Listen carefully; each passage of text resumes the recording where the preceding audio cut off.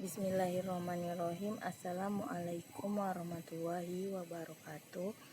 Perkenalkan, nama saya Siti Hairusaleha, NIM 201426.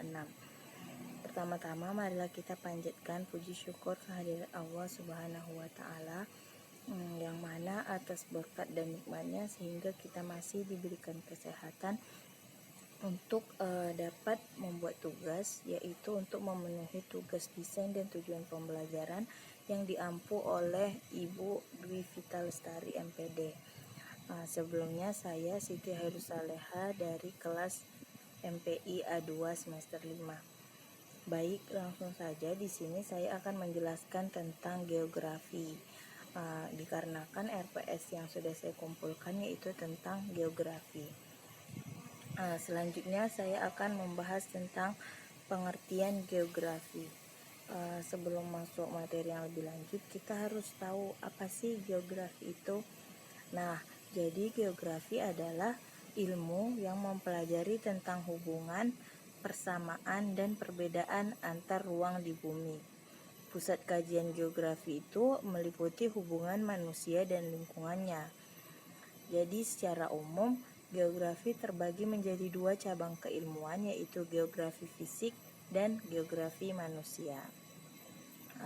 Setelah kita mengetahui pengertian dari geografi, lalu apa sih tujuan kita mempelajari geografi ini?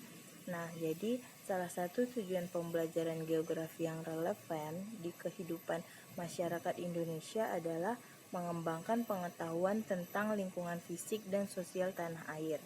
Melalui geografi, kita diajarkan mengenai kekayaan alam dan keanekaragaman maupun sosial budaya di Indonesia. Selanjutnya, kita akan membahas tentang prinsip-prinsip geografi. Nah, prinsip-prinsip geografi itu yang pertama adalah prinsip persebaran. Prinsip persebaran adalah prinsip geografi yang digunakan untuk menganalisis persebaran objek geografi di permukaan bumi. Objek ini meliputi aspek fisik, kemanusiaan, atau gabungan keduanya. Tidak hanya berfokus pada persebaran objek, tetapi juga gejala serta temuan fakta di tiap lokasi. Contohnya yaitu persebaran flora dan fauna di Indonesia, persebaran penduduk di suatu wilayah berdasarkan tingkat risiko bencana, persebaran mata air, dan persebaran hutan hujan di suatu pulau dan lain sebagainya. Selanjutnya, prinsip yang kedua yaitu prinsip interrelasi. Dalam hakikat geografi, prinsip interrelasi adalah prinsip geografi yang menghubungkan berbagai gejala atau fakta yang terjadi di suatu tempat. Prinsip ini digunakan untuk menelaah dengan mengkaji gejala dan temuan fakta geografi. Sebagai contoh, proses terjadinya gunung meletus dan akibat yang ditimbulkannya dapat dipelajari dalam prinsip interrelasi. Contoh lainnya adalah dampak banjir yang diakibatkan penebangan hutan liar, dampak tsunami setelah terjadinya gempa, dan lain sebagainya. Kemudian prinsip geografi yang ketiga yaitu prinsip deskripsi. Jadi prinsip deskripsi ini ialah prinsip geografi yang digunakan untuk menjelaskan objek geografi. Prinsip ini berfungsi untuk memberi gambaran lebih detail tentang gejala, faktor, fakta, dan masalah yang sedang diteliti. Penjelasan objeknya dapat dilakukan lewat penggambaran peta, pembuatan diagram, grafik, serta analisis komputer.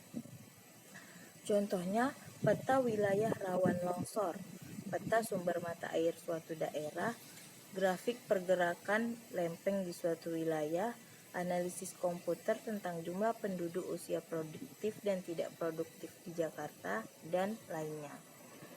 Selanjutnya, prinsip geografi yang keempat yaitu prinsip korologi. Jadi prinsip korologi ini adalah prinsip geografi yang digunakan untuk memaparkan, menghubungkan, serta menjelaskan persebaran fenomena objek geografi. Prinsip ini bersifat komprehensif karena memadukan beberapa prinsip geografi lainnya, yakni persebaran, interrelasi, serta deskripsi. Baiklah, mungkin itu saja materi kita tentang geografi pada hari ini. Apabila ada kurangnya, saya mohon maaf. Saya tutup dengan sebuah pantun, kesepian tanpa kekasih. Sekian dan terima kasih. Wassalamualaikum warahmatullahi wabarakatuh.